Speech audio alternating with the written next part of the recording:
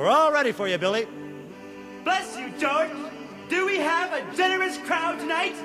My, you look as busy as a bee. I've got the legs run right off me. There's about 50 or 60,000 people out there, and the Pope is out there as well. Paul is out there tonight? Sitting right in the front row, stage left, with a big pointy hat. I wonder what he's doing here. Well, never mind. Never mind that, Billy. Let's just move right out towards the stage. Well, they say that mocking's catching. Come on, Billy. Let's get the show on the road. Patience, my child. Keep them over there, Lord. Keep them over there. Famine and diseases, keep them over there. The Bible says Jesus was just a guy.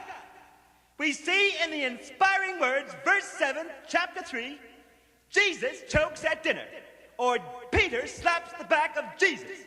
And so it was that the 12 were sitting around a large table with Jesus at the head. And Jesus turned to Peter with tears in his eyes and said,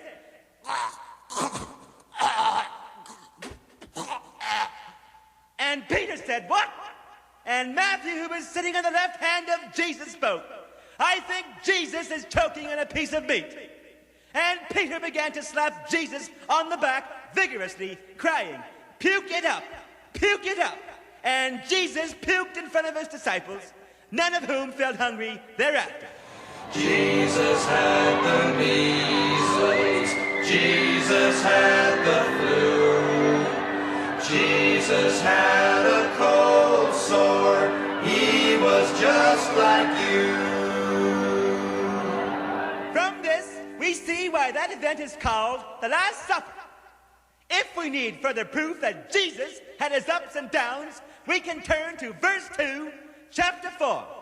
Jesus is ignored by Peter, and Jesus said unto them, I am the bread of life, for without me there is no salvation. And Peter turned to Jesus and said, I am sorry, man, I wasn't listening. What did you say? And Jesus said, skip it, it wasn't important. So Peter said, oh. And all that night, Jesus sulked in the corner and would not talk to anyone, not even the chicks. Jesus had his good days, Jesus had his bad. Mary was his mother, Joseph was his dad. You know, my friends, when I was going to Bible school, we were taught that Jesus hung around with gamblers, prostitutes, and card sharps. See verse 8, chapter 20. Jesus loses his pop.